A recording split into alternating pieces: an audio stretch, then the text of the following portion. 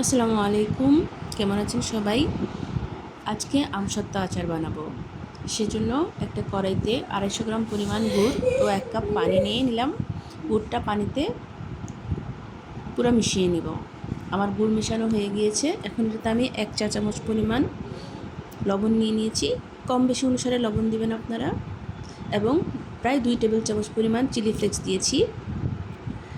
এটা নিয়ে ভালো মতো গরম করে যখন ভালো মতো মিশে গিয়েছে, তখন আমি 500 গ্রাম পরিমাণ আমসত্ত্ব কেটে নিয়েছি। এখন আমি এটা দিয়ে দিলাম। ভালো মতো এটা নাড়িয়ে নিব।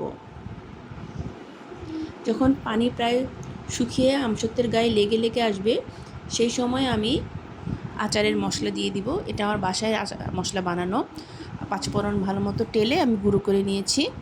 প্রায় 2 টেবিল চামচ পরিমাণ আচারের মশলা দিয়েছি।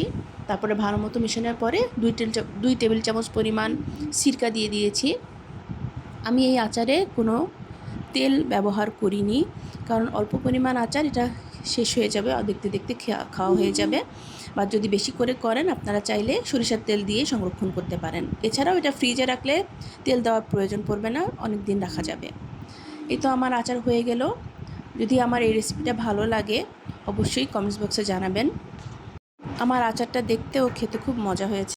এখনকার মতো বিদায়। আল্লাহ হাফেজ।